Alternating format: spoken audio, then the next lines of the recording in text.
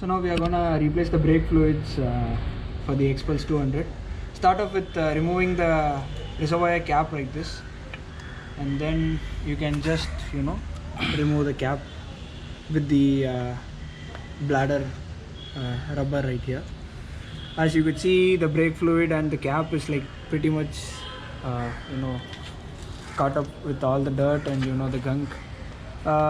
This is a good example that how your brake fluid should not be. Rather, your brake fluid should be actually crystal clear, or as per which brand or which color your new brake fluids come out from the the can which you are buying. So right now we will be using DOT4 from TVS Grilling, which I found is the best fluid available for the price and the quantity which you are buying. The reservoir is like pretty close to the wheel and other surface. You could see that how much dirt and gunk it has caught up with this. Ensure you just clean it with a good clean rag before starting off pouring the new brake fluid, such that you will know how your canister looks like. Your quantity will be, your brake fluid level also will be pretty much visible if you clean the brake fluid reservoir like this. To bleed the brakes, we actually need a hose of this kind, and some small can to catch the old brake fluid. Bleeding the rear system, you need to have a 8 ring spanner to actually loosen up or tighten the bleeder valve. Install the hose on top of the ring spanner, loosening up the bleeder valve by a slight don't loosen it up too much, as the fluids might leak out from the bottom of the bleeder screw when we are actually pushing the brake pedal. You just gently push the brake pedal, see the fluids come out, and then lock the nut and then release the brake pedals. You need to ensure you are doing the same procedure until all the air bubbles and the old brake fluid comes out of your line. So this is made to get a superior brake feel and feedback from both the brakes. Make sure you do this after you replace your brake pads every time.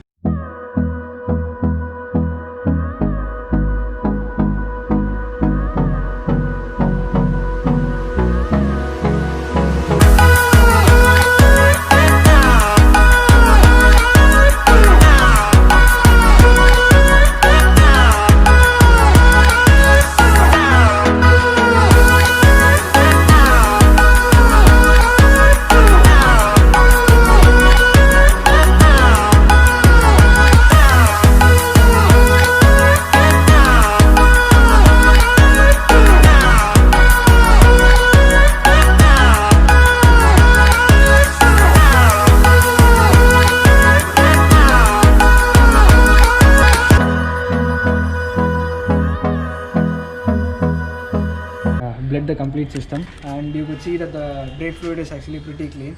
Yeah, you can have a look at the brake fluid is actually pretty transparent right now. So this is how your brake fluid should be when you are actually bleeding your system. Use your 8 ring spanner to just link it up, and you can just open the bleeder valve like this. Yeah, and up top you actually need to just remove the mirror and the mobile holder.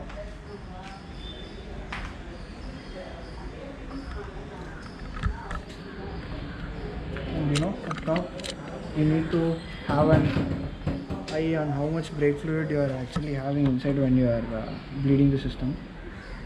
So just remove these 2 star screws, and then here it comes off.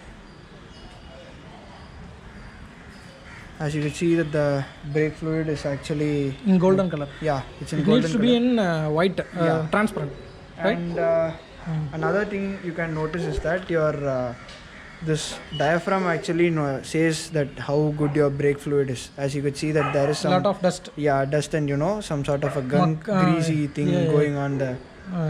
Okay. So we'll clean these things later up in the video, and ensure you have a old rag or something up covering your painted parts. first I'll just elaborate how this thing works actually. So initially you need to pump up your brakes a bit, then hold it, and then down to the bottom you just need to release the bleeder valve like this, and then ensure you just lock the bleeder valve first and then you just release the brake valve.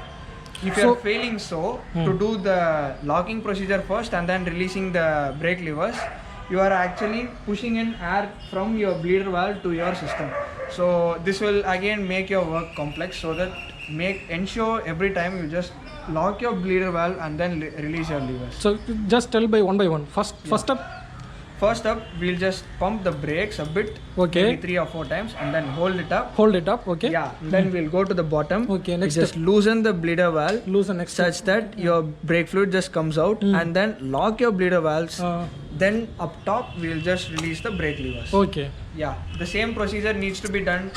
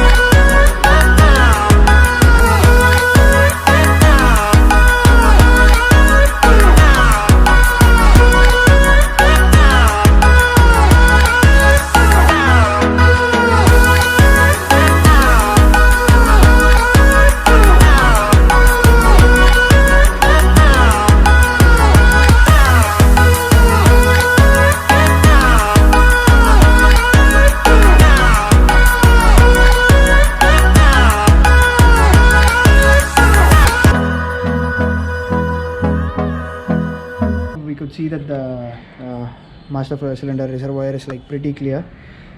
Before installing the master cylinder reservoir cap, you just ensure you just clean the entire master cylinder surroundings and the mating surfaces with a a clean rag.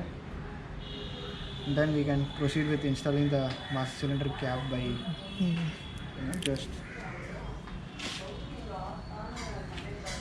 So another thing to note here, ensure that these texts, the warning and other safety related texts are actually facing you, such that when you are sitting at the bike you should be able to read these texts properly.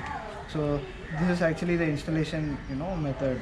If you are flipping it the other way like this also, your brake fluid actually can spill out from these vent holes right here. You can see that there is a vent hole. So ensure that this texts are actually facing you. That's actually the right way to install these things.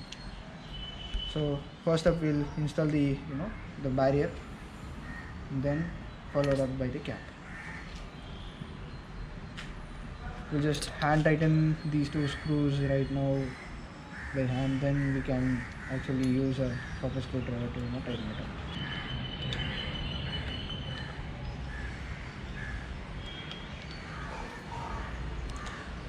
Remember another thing, never to over tighten these screws. These are just screws, not bolts.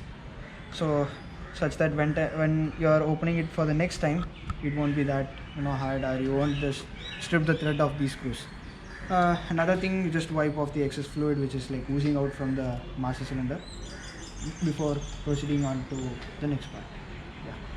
And today we have actually replaced the brakes, brake pads, as well as the brake fluids.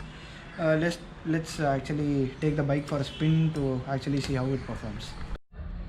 So as you could see that this is the old brake fluid which was in the bike. So you could see that how dirty this was. So make sure you just do this entire procedure of bleeding your brakes at least a year once, or every 15 or 20,000 kilometers. Even you have this the glass part which you can see the brake fluid. You just look through, have a look at how your brake fluid color is, and you can replace the brake fluid.